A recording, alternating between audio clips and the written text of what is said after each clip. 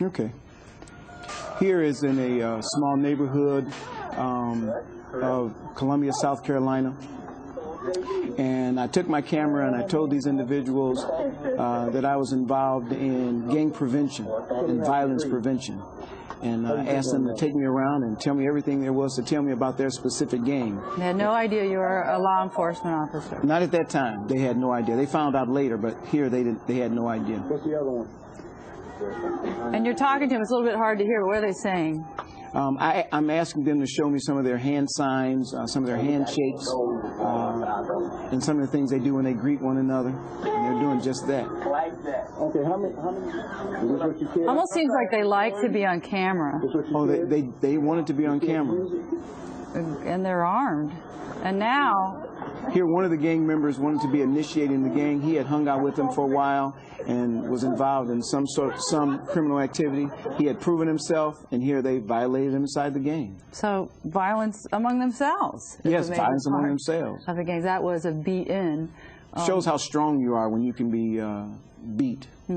Well, whether you want in or are already in or want out of a gang, beatings are regular, weekly, even daily occurrences in a gang. Here's another example captured on videotape. This is an example of a beat-in. What are we seeing here? This is a gang in South Carolina where the gentleman in the middle is being assaulted or beat in or violated. And you notice here, he's not fighting back, and he's standing, he's taking every single one of these blows. Because he wants to be a member of this gang? Because he wants to be a member of this specific gang. And what amazes me is that these people will take this beating, they will take this assault freely. And they consider him to be strong and tough and hard, especially him taking this amount of abuse. It amazes me. And who's taking this video? Someone inside, there's a female video actually doing the videotaping inside the basement. And this is not your inner city home. This is a suburban home within South Carolina. So this takes place not only in your urban areas, it also takes place in your rural areas. One thing I want to point out in this particular tape, you notice that there's mixed races here. You have black, you have white, you have Hispanic. I mean, at what point did they stop? Because he already looks like a prize fighter in a boxing ring, and they're about to call KO on that. This is actually a 6-minute beating. 6 He was beat minutes. for 6 solid minutes. Even right in the face. What happened to that? That gentleman ended up going to the hospital. He had internal bleeding. And how did you find the tape? I was at a class and I was instructing, and one of the students brought the tape and showed it to me and was asking me questions about the tape. And when I saw it, I was amazed about the length of time this young man took this beating. I mean, without fighting back at all. Did he survive? He survived. He did survive. But you see that, in a way, you think, well, they've just videotaped it. They've got it in their basement. Any way that the cops could come and talk to them or arrest them for anything, they confiscate this video, it's clear evidence. It makes you think, so why videotape it and keep the evidence in your house? Again, it's just because they like the publicity? They want the recognition, and believe it or not, they want to get caught sometimes. They don't, well, sometimes they want to get caught, sometimes they don't.